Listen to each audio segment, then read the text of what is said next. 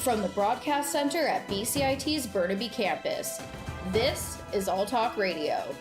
You're listening to 1680 The Crow.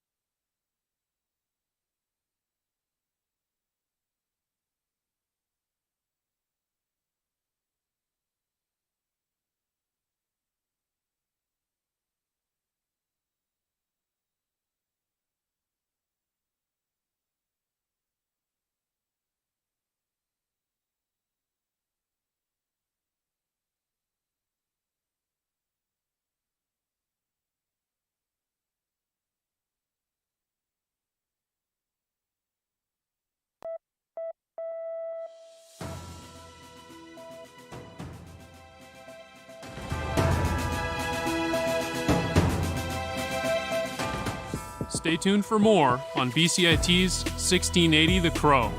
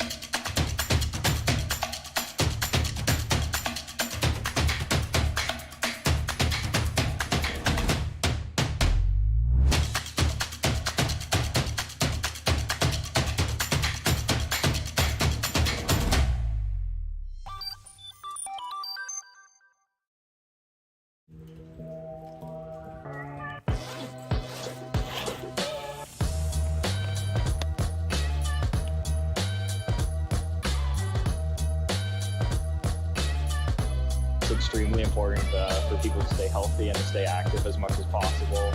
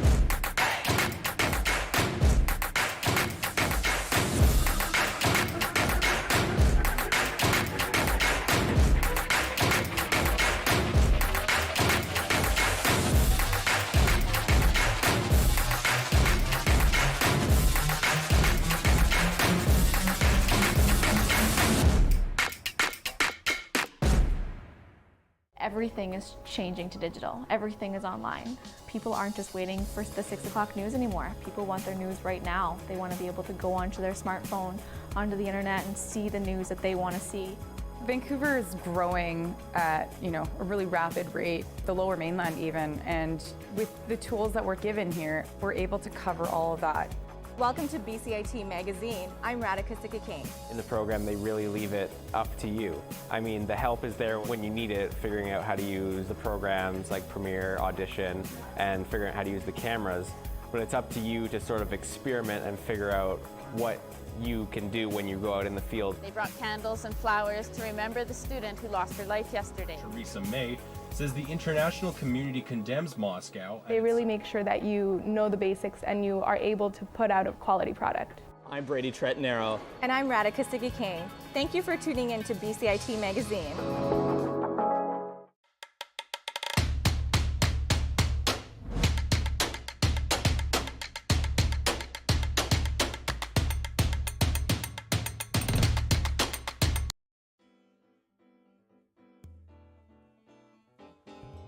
Hello, I'm Dennis Shinolu, and this is For the Record with 1680 The Crow. Today we're talking to Amy Robinson, the founder and director of Loco BC, the company behind the BC Buy Local Week. BC Buy Local Week starts on Cyber Monday, and it helps give people a better idea about their shopping habits and what can happen if they help support local businesses in and affecting their community. We learn more about the inspiration and thought process behind the local buying, as well as how it affects local people and businesses and the economy of BC. BC Buy Local Week started in 2012. Do you know of any of the inspirations behind why it was first put on? Yes, I mean, in general, we started it to promote, buying from locally owned businesses and buying locally made and locally grown products ahead of the busy holiday season when, consumers are they've been shown to be spending more money. So, Yeah. All the credit card companies do statistics ahead of kind of the November, December time of year. And this year, anyway, the average Canadian is spending about $1,400. And so, we thought what better time to encourage people to think about the importance of local business and also to encourage them to shift their shopping.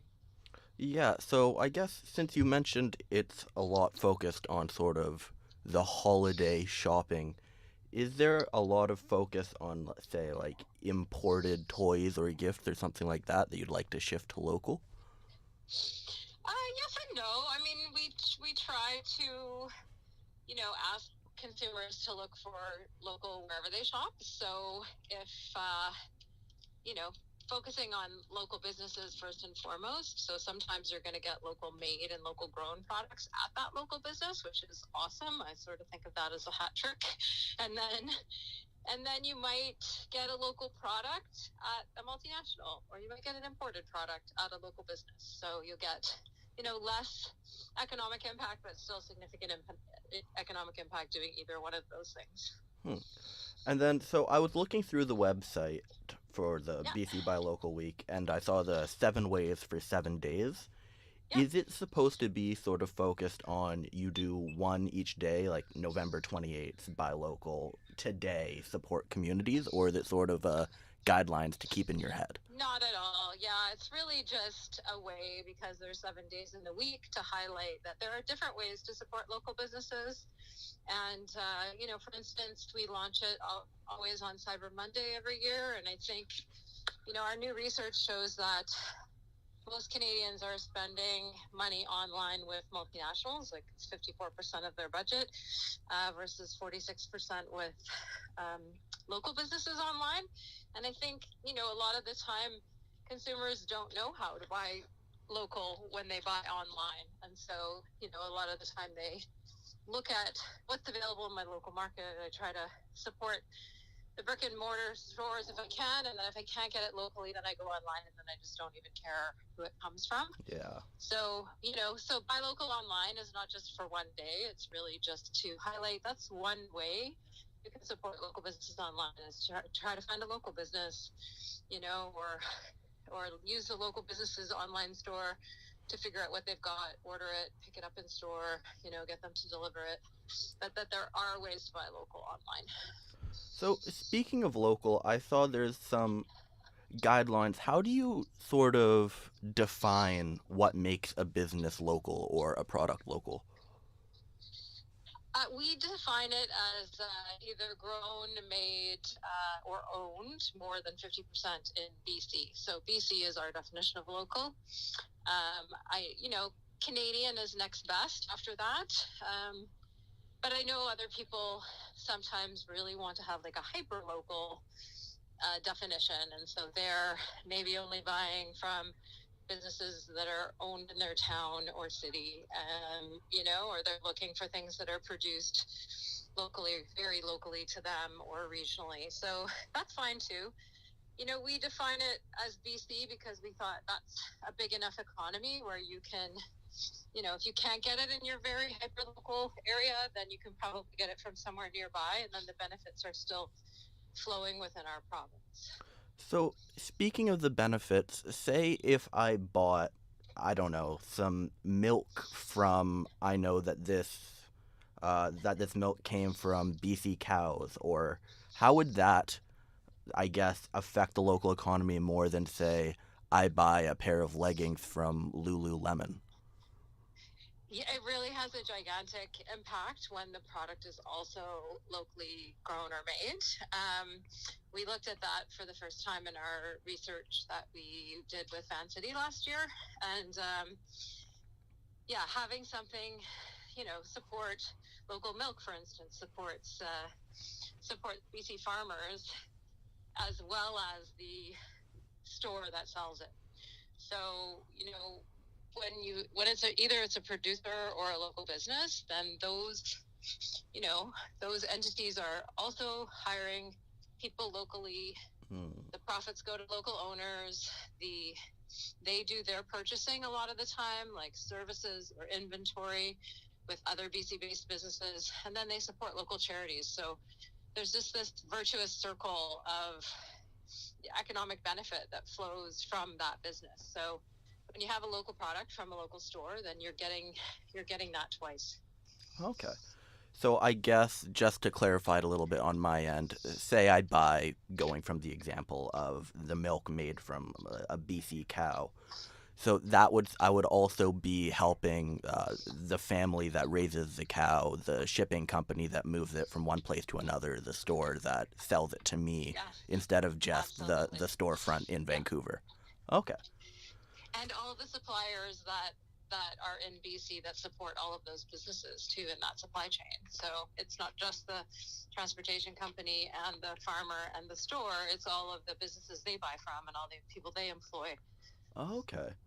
So I guess it's not necessarily just like this product was made in BC using BC materials. It's all about, I guess, helping the local people and the people that are directly affected by the money circulating around.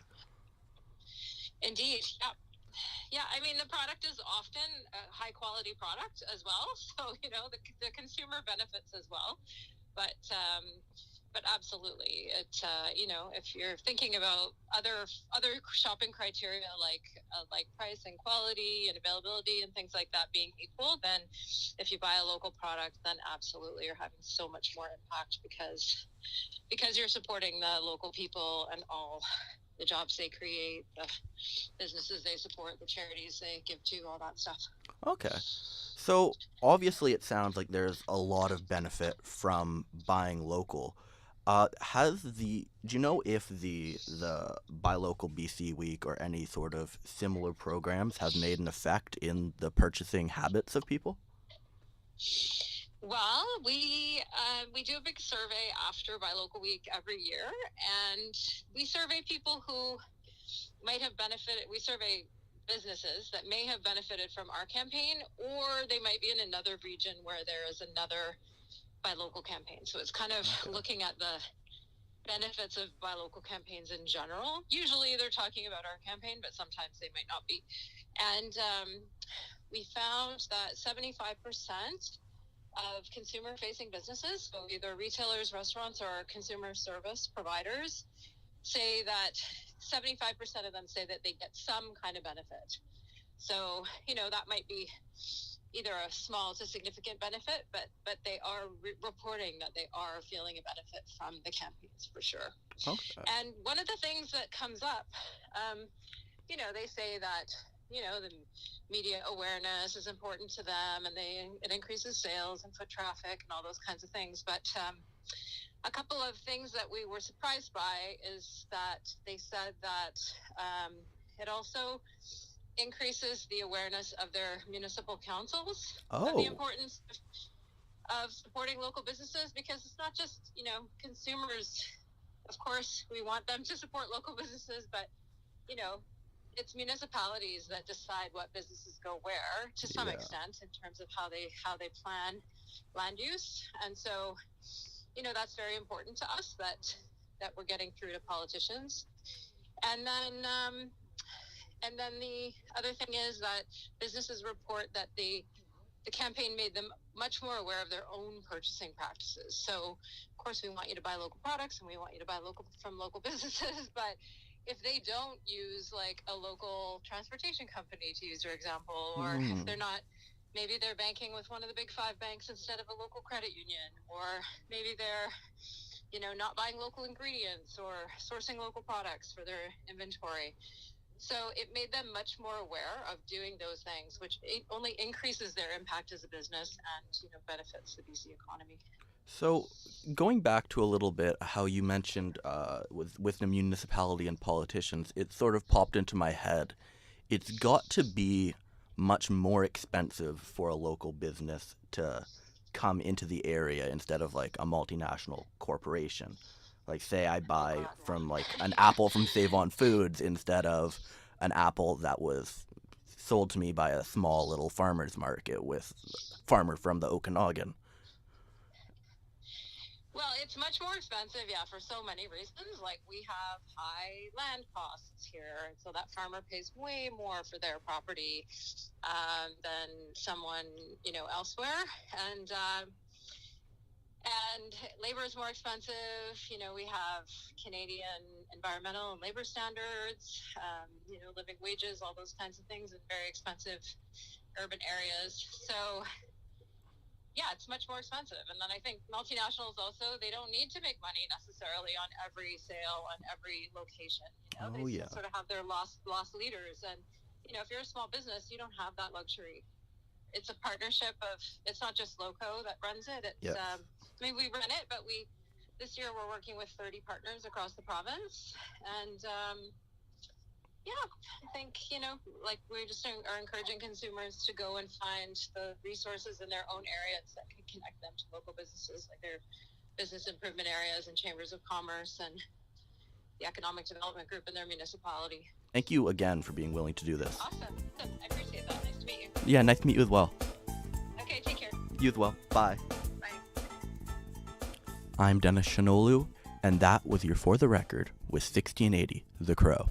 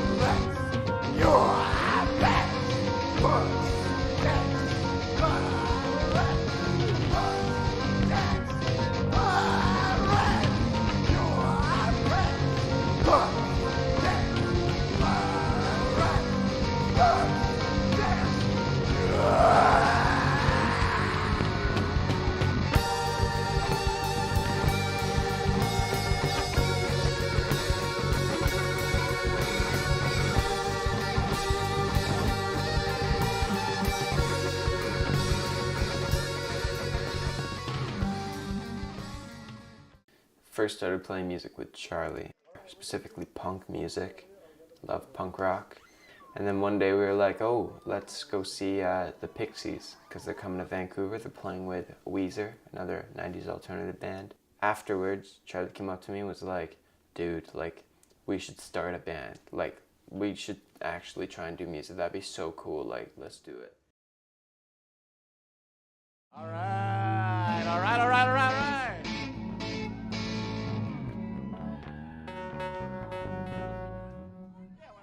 All right, this one's called Slap a Bye, Baby.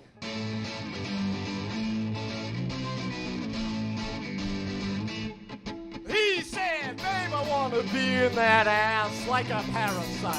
How do you think my touch is what heaven's like? How do you know, like, they scream when I go for the throat? How do you know what it's like to watch blood pour on my nose?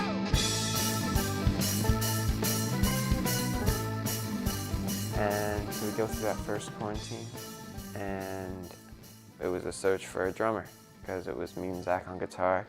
I was doing most of the singing, Charlie was on bass. I was learning guitar and Lars was learning all kinds of instruments, so we just kind of messed around. And then it kind of got stale after a while because we couldn't really work off each other in that particular arrangement. And we were just like desperate for someone who would be able to play drums, and then we'd be good to go, right? And so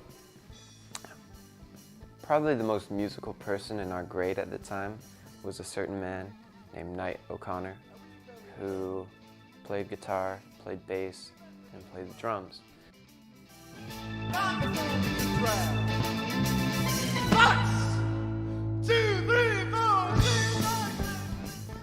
So, I mean, I knew everybody from high school. I knew Lars, Zach, and Charlie.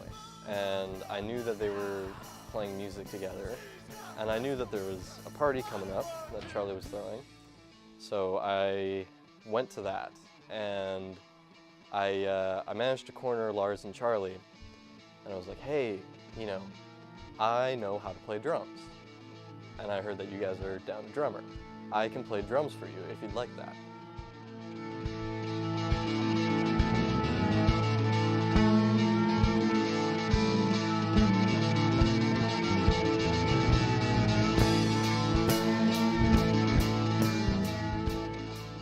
We started going, and Knight is a pretty rough drummer. And it was fun, but we were like, okay, this is a good place for this band to start. Like, this will work, we just gotta give it time and learn stuff. And we were like, all right, like, let's take a little break, right? And then we figured it out, because Knight's a way better bassist than he is a drummer. Lars is a way better drummer than he is guitarist. I moved the keyboard because I'm much better with that than bass. And Zach stayed on guitar because he's so good. And then we like played the best I'd ever played up at that point in any group setting ever. Played some of the most fun music, rough and raw, but exciting and new and fun. And we knew we would never go back to the old instruments. From that point on, we were like stuck in those spots.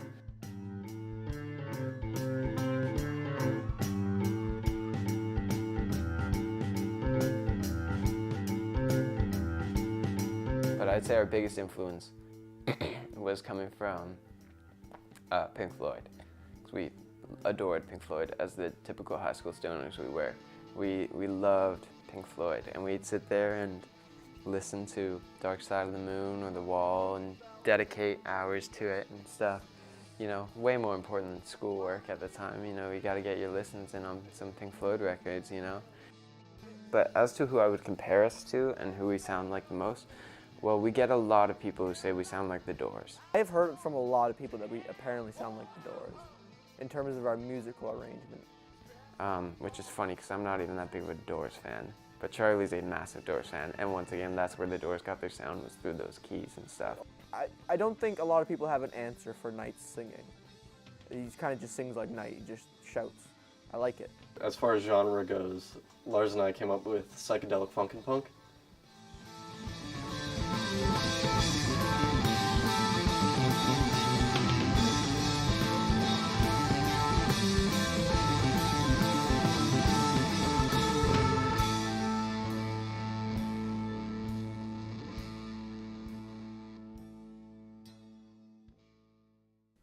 So a lot of bands, whether or not they're a one-hit wonder or whatever, a lot of bands have that song, like the song, their song. It's a song that people say, oh yeah, they sing blank. For Queen, it's probably Bohemian Rhapsody. For Led Zeppelin, you have to say it's Stairway to Heaven. Like Nirvana's It Smells Like Teen Spirit. So if I asked you, what's your song? What's the song for Big Long Baby? Bugs. Bugs. Bugs. Bugs? But who gives a shit about insects?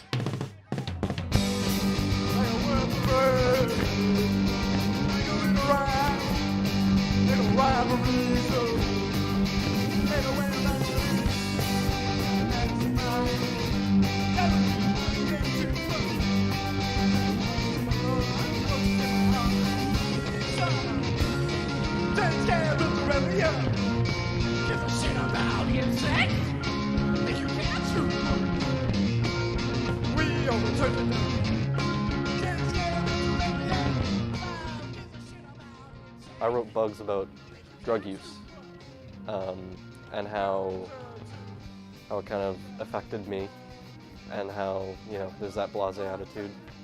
I mean, I think it's pretty straightforward. Roaches in my lung, roaches in my heart, kickstart. But it's about drugs, and it's got that kind of like evil feeling to it, about how it's super fast paced, and then it's, you're getting hit with it. Give a shit about insects? Think you care too much? We all takes care of Terraria. Give a shit about insects? Think you care too much? That was the easiest song we've ever written too. And I think we finished that song in like three band practices. We actually completed that song with the words, with everything. Yeah, it was by far the easiest song we've ever written. And the most excited I think we've ever been writing a song. It was very fun to write that one, because we were like, fuck, this is cool.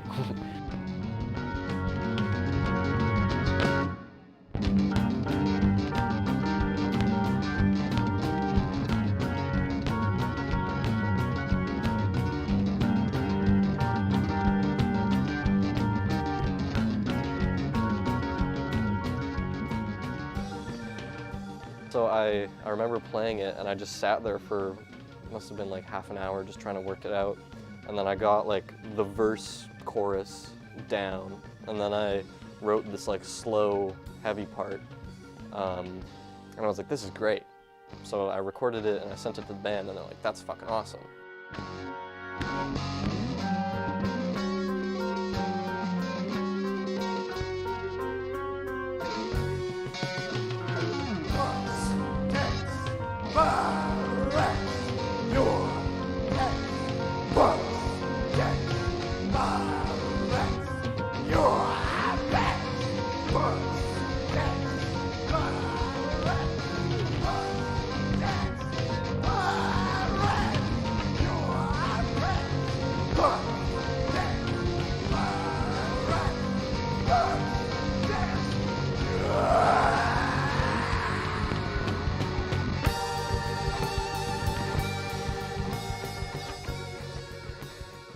Yeah, I just really channeled how I was feeling into the words and made a singable melody that still kind of felt punky and had that attitude.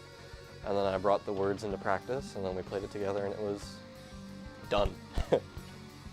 That was, I think, probably one of the first songs that we sat back and were really proud of.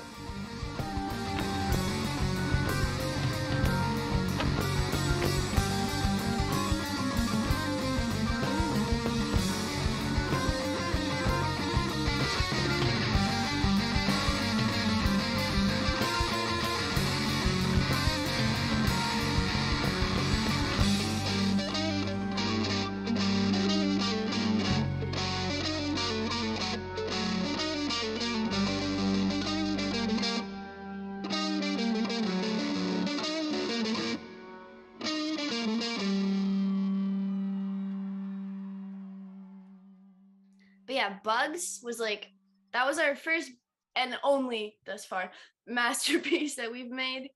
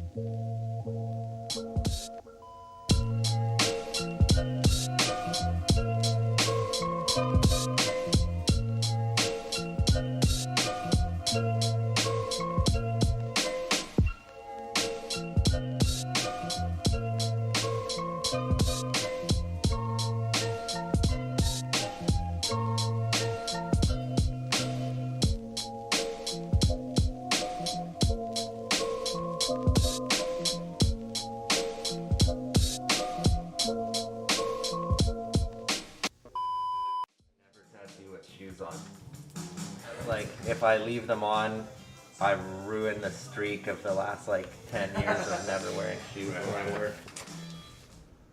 I do all kinds of tattoos, whatever the customer asks for mostly. But lately I've been doing mostly like form line style of indigenous tattoos. I'm Métis on my dad's side, but I was raised by my mom.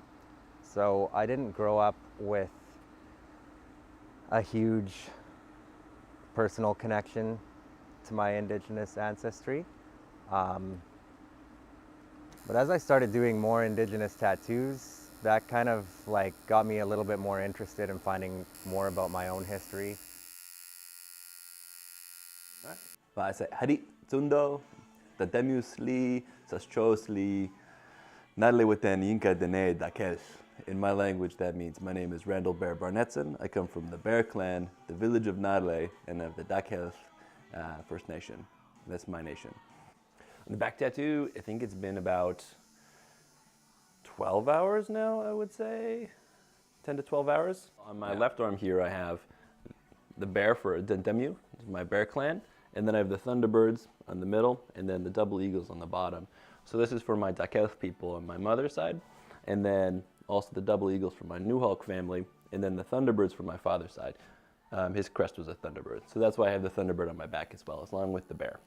Since time immemorial, we would commission an artist to do a clan design or a crest for us in our community. We'd go to a local artist and ask them to do a design for our clan or community to represent ourselves, our family, our community, our nation. Adi, Ani, Sasan, welcome to my studio.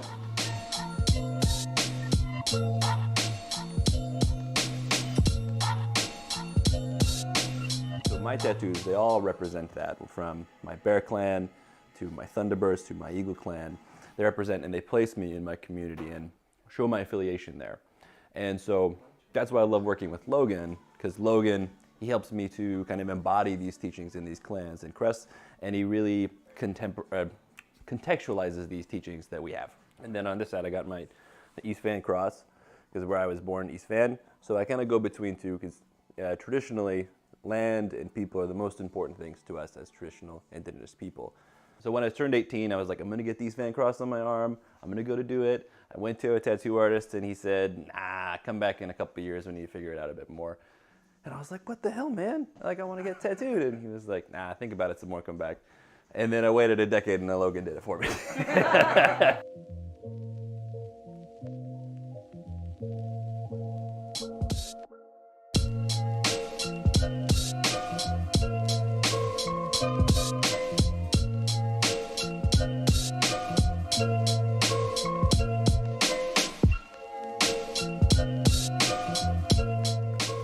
My name is Shanton Hopkins. I am a tattoo artist here at East Van Warren Tattoo Company.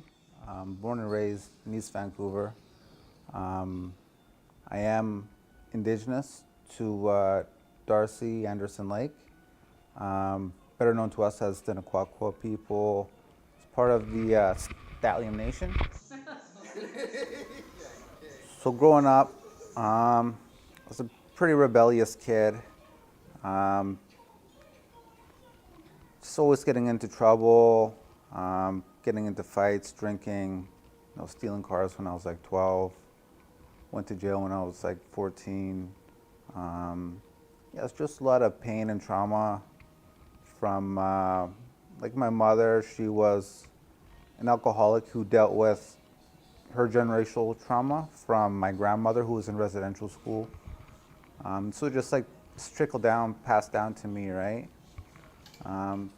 But like me and myself, I've been doing like a lot of work on myself. I've been sober now for like 3 years. Trying to break the chain and the link for my kids, right? So my style, I do like, I like to stick with like a realism, black and gray, but I like to try to incorporate like a native form line art to it. So I do my own West Coast style, like form line, native art with the realism. Yeah, it's just sort of like a unique touch that I wanted to come up with. Like, for me, I always wanted to sort of incorporate like the native art inside of my tattoo work. And black and gray realism is something that I always wanted to pursue. I want to keep that style of art alive. I want to keep the form line art alive, right? It's been here already for centuries. Even though it's been tweaked a little bit, whatever, like all artists have their own styles of their own art, right? Well, we have all kinds of different backgrounds getting like Oriental Japanese style sleeves. I tattooed this native guy just last week. We did a full native realism piece on his arm, full sleeve.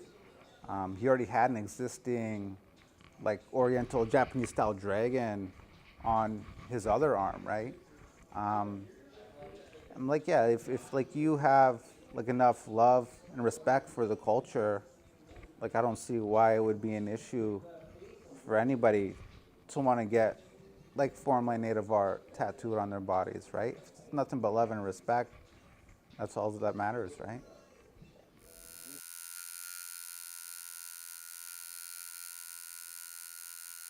I think it's really complicated. It's non-Indigenous people, unless there's like, the way I was taught is if there's a story, connection to the story, and you go about it in a good way, as you do work with an Indigenous artist, and you go about the proper protocols, and you know the story and the connection there, then it's more acceptable. However, if you get a clan design or a clan crest, then that has such larger meaning behind it, and affiliation to, like I said, to place, community, to people. And you're essentially saying that you are part of them. And that's a tough thing to claim. And we always say it's not who you claim, but who claims you. It's a little controversial, and it's everybody has a differing viewpoint. And for me, it's different client to client. Like sometimes, like I have some European tourist that's like, yeah, I want this salmon because I'm in Canada. And in that case, like, you know, go home and think about it a little bit, do a little bit of research. But other times, like I've tattooed white people that have been adopted by a nation and have lived their whole life on reserve and around Indigenous art and Indigenous people, and they want to honor that. And I think that's dope too.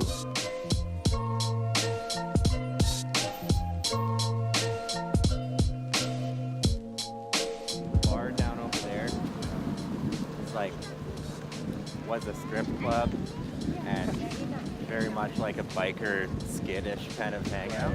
My dad's stories about Steveston are a lot different than what my feelings about Steveston. I see Indigenous tattooing kind of flourishing even more. Just the artwork in itself is becoming more and more popular. People are more down to collect fine art and that sort of thing. Like I know the Canucks are having warm-up jerseys done by an Indigenous artist. So it's kind of in people's faces so much more, and it's so much more like widely accepted. And yeah, I think the future is bright for Indigenous tattooers, for sure. Does it feel? Yeah. Greatest feeling. Natalia for showcasing Logan and traditional tattooing and traditional Indigenous art, and having this be a part of the conversation and bringing us to the table in that. So Natalia in my language means thank you for everything you've done for us.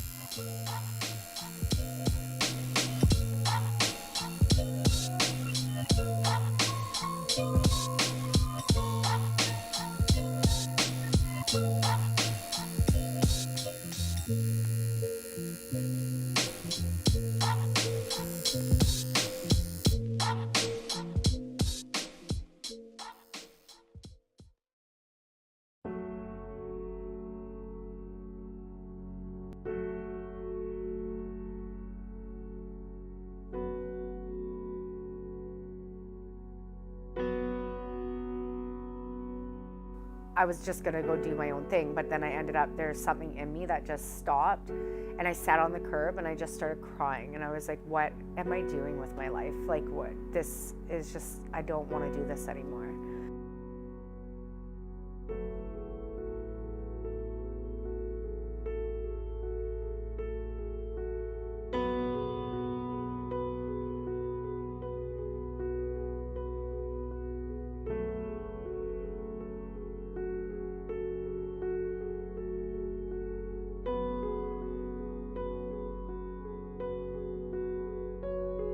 I'm Amberlina Murray.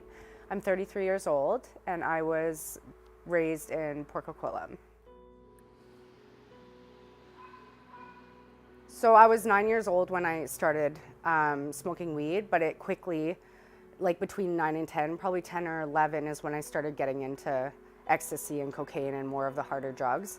I was fully addicted to crystal meth when I would say 13 is when I was fully addicted to it. I was born with a very sick mother, so I was born addicted already. And then my whole childhood was full of abuse and anger and my mom being sick and having to watch over her, as well as she lived in the hospital pretty much in nursing homes because she couldn't care for herself. What happened with Amber's mom and Amber is an absolute tragedy, and no child should have to go through that, and it breaks my heart. So we didn't have like a good relationship at all. My dad, I was always daddy's little girl, but at the same time there was not much my dad could do because he was so focused on taking care of my mom, like he was her caretaker. I think he was at a point in his life where he just didn't know what to do. His life was so chaotic with this one woman that he didn't even know how to deal with his daughter who was addicted to drugs. As soon as I started smoking weed with friends at a youth center or started doing ecstasy, or the one thing that came to mind was I didn't have to feel anymore. Like those feelings were gone. Like I didn't feel pain, I didn't feel anything. And it was an amazing feeling. Finally, once in my life, I could turn to something that I didn't have to feel. It was when I had kids is when I realized I had a problem. I got clean at 15, 16. I stayed clean. I had the two older kids, Savannah and Caden. And then I split up from I left their dad. And all I knew was that little family. Like that meant the world to me. When we split up, I went right back into addiction and left the kids with my dad and their dad.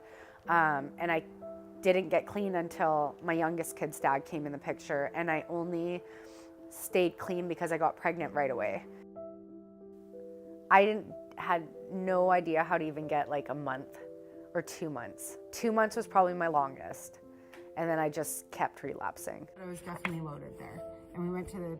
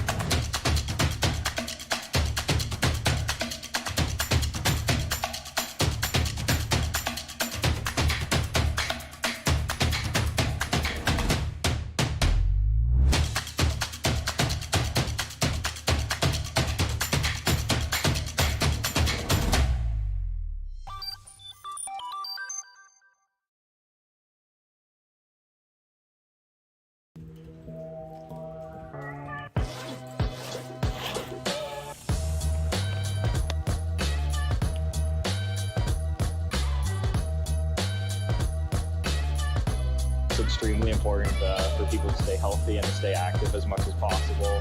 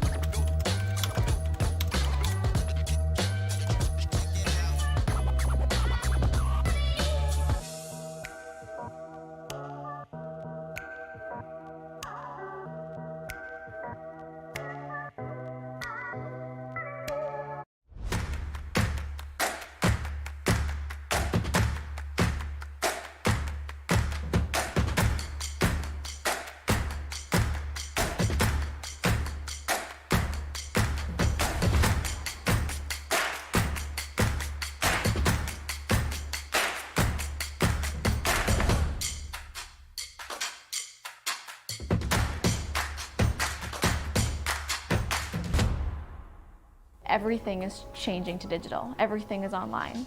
People aren't just waiting for the 6 o'clock news anymore. People want their news right now. They want to be able to go onto their smartphone, onto the internet, and see the news that they want to see. Vancouver is growing at, a really rapid rate, the Lower Mainland even, and with the tools that we're given here, we're able to cover all of that. Welcome to BCIT Magazine. I'm Radhika Sikakane. In the program, they really leave it up to you. I mean, the help is there when you need it, figuring out how to use the programs like Premiere, Audition, and figuring out how to use the cameras. But it's up to you to sort of experiment and figure out what you can do when you go out in the field. They brought candles and flowers to remember the student who lost her life yesterday. Theresa May says the international community condemns Moscow. They really make sure that you know the basics and you are able to put out a quality product. I'm Brady Tretnero. And I'm Radhika Sikakane. Thank you for tuning in to BCIT Magazine.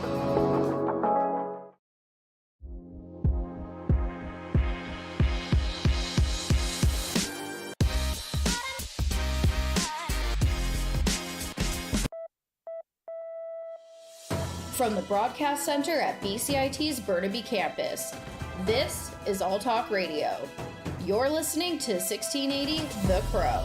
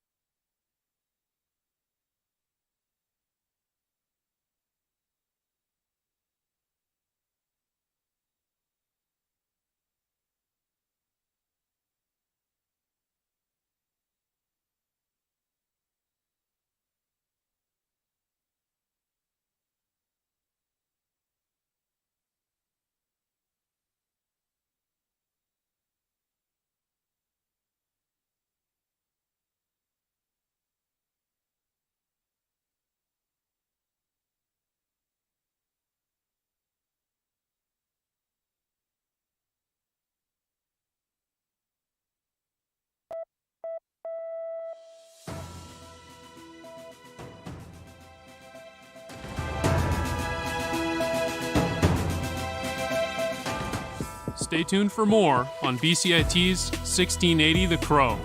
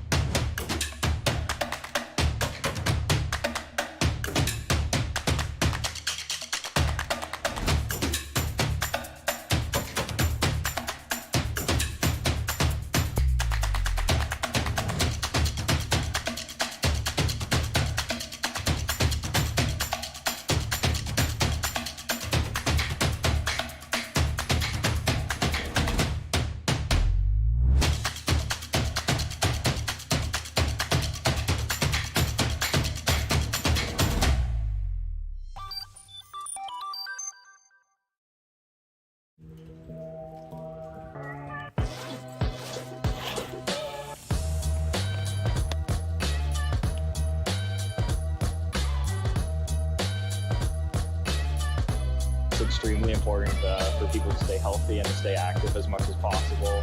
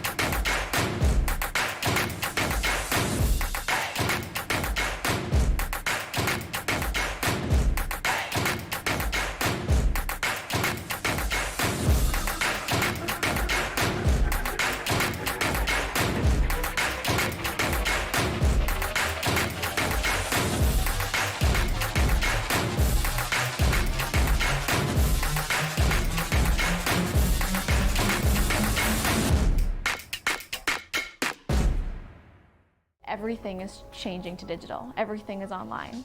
People aren't just waiting for the 6 o'clock news anymore. People want their news right now. They want to be able to go onto their smartphone, onto the internet, and see the news that they want to see. Vancouver is growing at a really rapid rate, the Lower Mainland even, and with the tools that we're given here, we're able to cover all of that. Welcome to BCIT Magazine. I'm Radhika King. In the program, they really leave it up to you. I mean, the help is there when you need it, figuring out how to use the programs like Premiere, Audition, and figuring out how to use the cameras. But it's up to you to sort of experiment and figure out what you can do when you go out in the field. They brought candles and flowers to remember the student who lost her life yesterday. Teresa May says the international community condemns Moscow. They really make sure that you know the basics and you are able to put out a quality product. I'm Brady Tretanero. And I'm Radhika King. Thank you for tuning in to BCIT Magazine.